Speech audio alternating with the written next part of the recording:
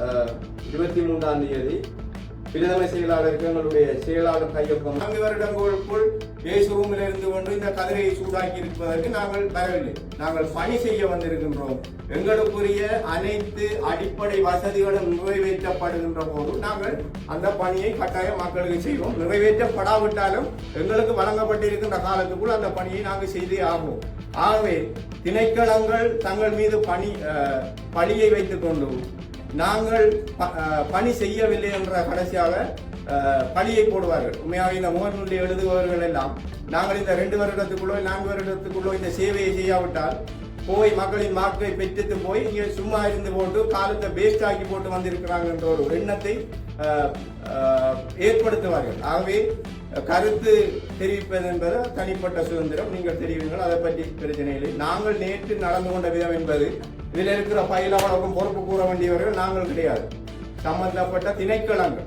ஆகவே இதுக்கு சிறந்த முடிவு இப்ப இந்த இருக்கிற பயிலவளவும் வாகனங்களுக்கு கிடைக்கின்ற பட்சத்தில் உத்தியோகஸ்தர் அதுக்கு பொறுப்பு வாய்ந்தாக்களை வைத்து 1 கிழமைக்குள்ளோ 2 கிழமைக்குள்ளோ இதை நாங்கள் முடித்து கொடுப்போம். ஆகவே தெளிவாக சொல்லுகின்றோம், இங்க மக்களுக்கு எந்த விதமான ஒரு தாமதமும் இடம்பெறக்கூடாது என்பதற்காகத்தான் இந்த முடிவை எடுத்தோம். அலுவலகத்தில் இருக்கின்றது தனிப்பட்ட ரீதியிலே ஒரு முச்சக்கர வண்டி, மற்றது ஒரு ஈரூர்வழி, நிறைய வேலை திட்டங்கள் நடக்கின்றது. ஆகவே செல்ல வேண்டிய பொறுப்புகள் நிறைய இருக்கின்றது. கிட்டத்தட்ட மின்குமுளுக்கு மட்டும் 71-72 இவ்வளவு விஷயம் இருக்கின்றது. மின்குமுள் போட்டு தர வேண்டிய எங்களுக்கு தரப்பட்ட கடிதங்கள். ஆகவே மின்குமுள் பொருத்துவதற்கு முச்சக்கர வண்டியை அனுப்பினால் ஏனைய விடயங்களுக்கு எந்த வாகனத்தை அனுப்புவது? தொழில்நுட்ப உத்தியோகத்தர் ஒரு அனுமதி இல்லாமல் ஒரு மதில் கட்டுறார் என்று சொல்லி சொன்னா அந்த இடத்துல தொழில்நுட்ப உத்தியோகத்தை அனுப்பணும். ஒரு வீதியில் ஒருவர் மறித்து மண்ணையோ கல்லையோ கொட்டி விட்டார் என்றால் அந்த இடத்துக்கு தொழில்நுட்ப உத்தியோகத்தை அனுப்பணும். ஆகவே இந்த இருக்கிறது முழுவதும் அனுமதிக்குரியது, எங்களோட வீட்டு அனுமதிக்குரியது. ஆகவே இதுக்கு 30 நாளைக்குள்ள நாங்க இந்த அனுமதியை கொடுக்காம விட்டால் எங்களோட சட்டத்தின்படி அதை அவர்கள் ஏற்றுக்கொண்டு அதை கட்டலாம்.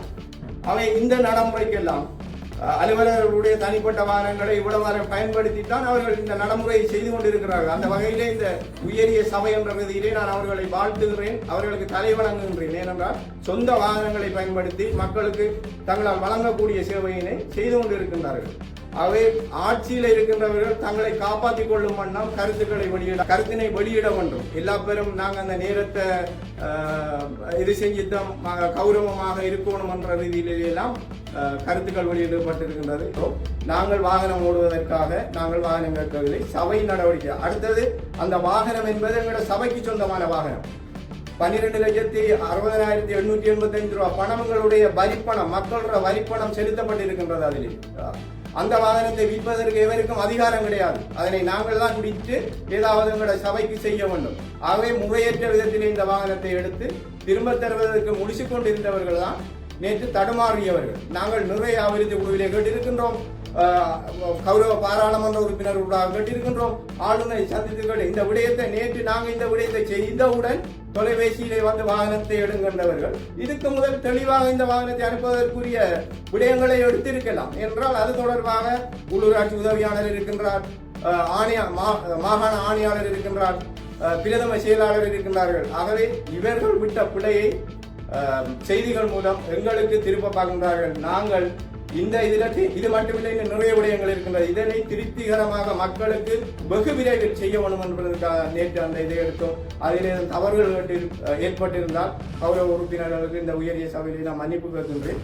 ஆகவே இனிவரும் காலங்களில் எது இருந்தாலும், என்ன தடை வந்தாலும், எந்த உத்தியோகஸ்தராக இருந்தாலும் மக்கள் தொடர்பாக நீதியின்பால் நாங்கள் என்ன நடவடிக்கை எடுப்பதோ கட்டாயம் எடுப்போம் என்பதை எனது இந்த விசாரணையிலே தெரிவித்துக் கொள்கின்றேன். நன்றி.